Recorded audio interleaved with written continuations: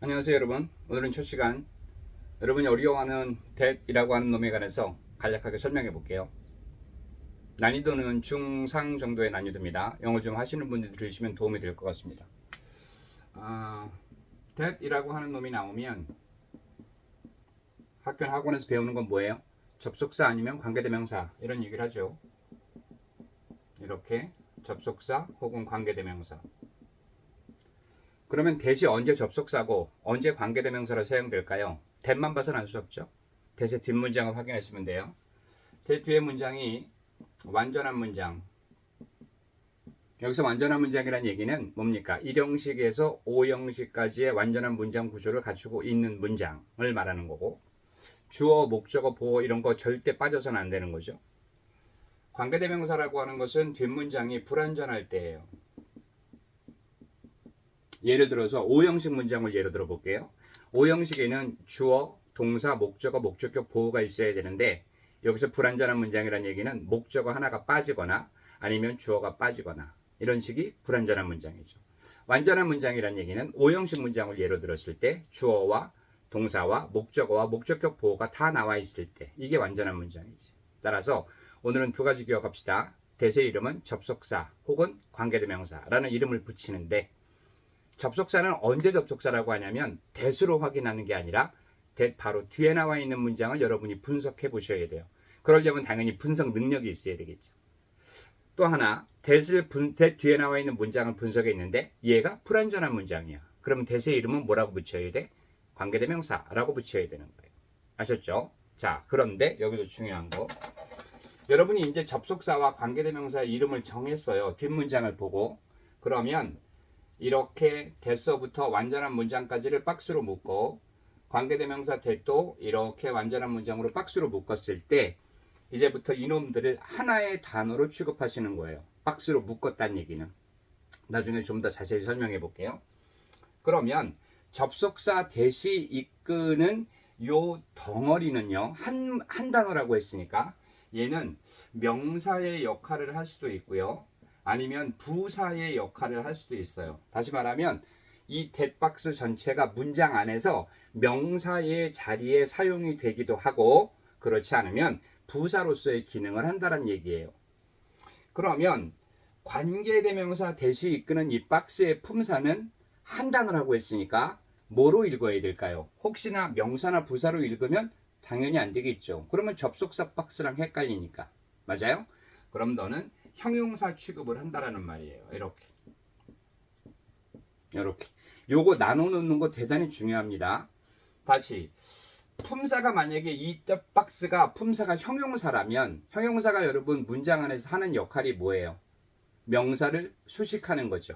그렇죠. 명사를 수식할 거예요. 그럼 네가 명사를 수식해야 되는데 형용사가 지금 길어 짧아 절로 이루어져 있으니까 길지. 따라서 명사를 수식할 때는 명사가 이렇게 앞에 있고 얘가 명사를 꾸며주게 되어 있는 거예요. 이 박스 전체가. 그래서 문법에서 이 명사를 우리가 선행사라고 얘기하는 거잖아요. 오늘은 이 부분 제가 별로 관심이 없고요. 그래서 이 부분 지워보겠습니다. 별로 관심이 없고 나는 접속사 that이 지배하는 이 박스가 관심이 아주 많아. 오늘은.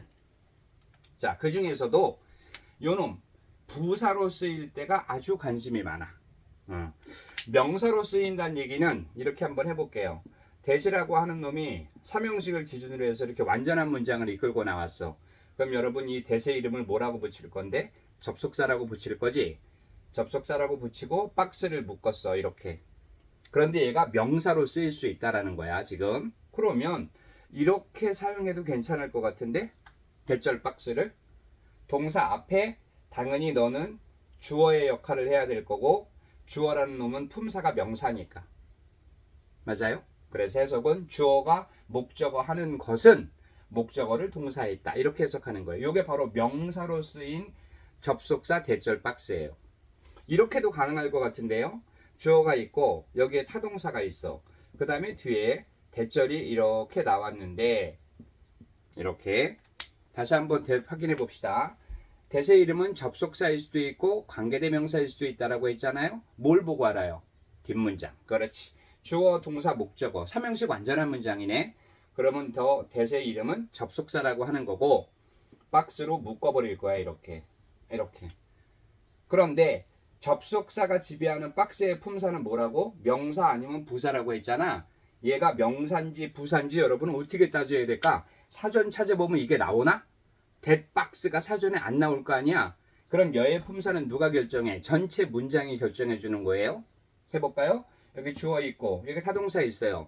타동사 뒤에는 당연히 목적어가 필요하죠. 그러면 대절 박스 너 전체가 목적어구나. 그럼 목적어가 될 수 있는 품사는 뭐야? 명사죠. 요게 바로 대절 박스가 명사로 쓰인 예인 거예요. 이건 여러분들이 공부하면서 문장을 아주 많이 봤을 거니까 명사절을 지배하는 대절 박스는 많이 아실 것 같아요. 물론 이것도 나중에 더 자세하게 한번 해봅시다. 제가 오늘 관심 있는 건 바로 이 부분입니다. 부사 쪽. 이게 무슨 말이냐? 이렇게 대절 박스가 있어요. 뒤에 완전한 문장이 나왔어요. 다시 한번 해봅시다. 대세 이름은 접속사일 수도 있고 관계대명사일 수도 있다고 아까 말씀드렸습니다. 그러면 대시 접속사인지 관계대명사인지 어떻게 알아야 돼? 대 뒤에 문장이 완전하면 접속사, 불완전하면 관계대명사라고 했으니까 뒷문장이 주어, 동사, 목적어 완전한 문장이에요. 뒤에가 완전하면 너는 접속사겠구나. 관계대명사가 아니라. 따라서 너는 접속사일 거야. 그럼 제가 접속사 박스를 묶어볼게.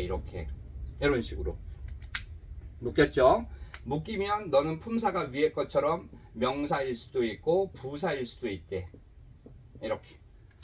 그럼 얘가 명사인지 부사인지는 어떻게 파악한다고? 얘는 사전에 안 나와 있잖아, 박스가. 그럼 이 앞문장이 얘의 품사를 결정하겠죠. 맞죠? 좀 전에 했던 것처럼. 그런데 이렇게 한번 해볼게요. 여기에 주어, 동사, 보어가 깔리고 그 다음에 대절이 나왔어요. 여러분이 알고 있는 주어, 동사, 보어는 당연히 이 형식이죠. 이 형식은 완전한 문장이에요? 불완전한 문장이에요? 당연히 완전한 문장입니다. 그럼 완전한 문장 뒤에는 명사가 올까요? 부사가 올까요? 부사가 와야죠. 명사가 아니라 여기선 지금 부사로 쓰인 거예요. 요 대절이.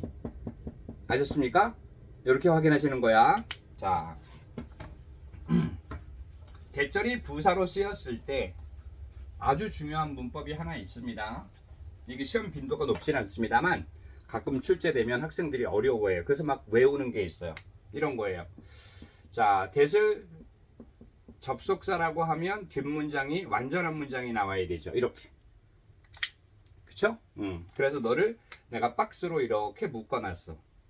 이렇게.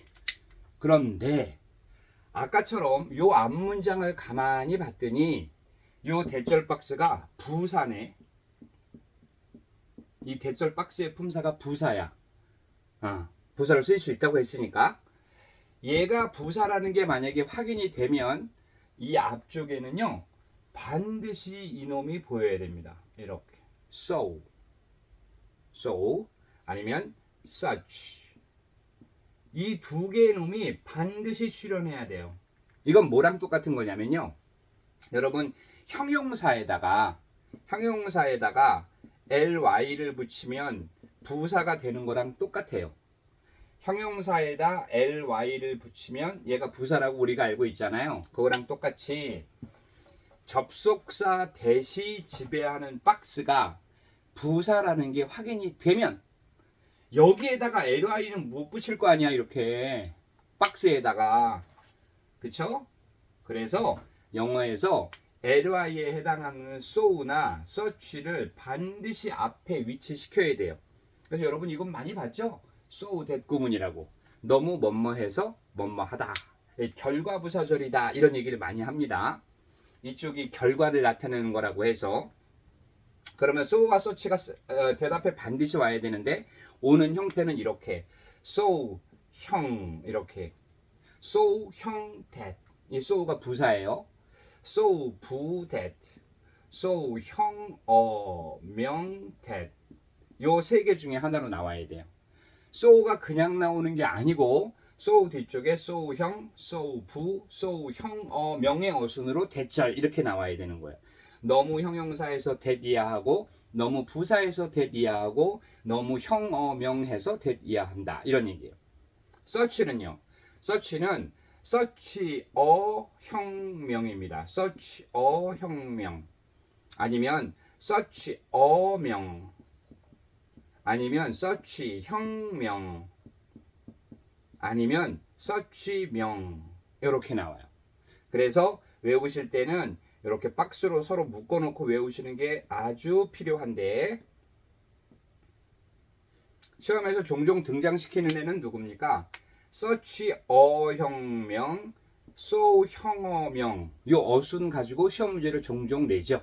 그렇죠? 어순을 아주 조심하셔야 돼요. 이거는 계속 입에다 달고 계셔야 돼. 다시 한번 so 형 that, so 부 that, so 혁어명 that이에요. such a 혁명 that, such a 명 that, such 형 that, 아니면 such 명 that 이렇게 들으죠. 이해가십니까?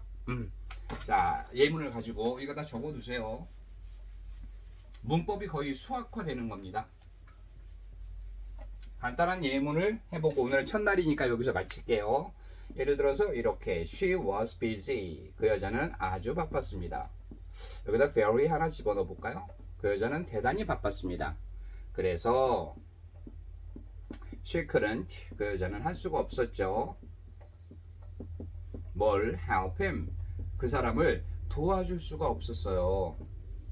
이런 예문 가지고 분석을 해보죠. 만약에 시험 문제 다음 중 틀린 문장을 찾아라. 그리고 이런 문장이 출제가 됐다면 확인해보죠.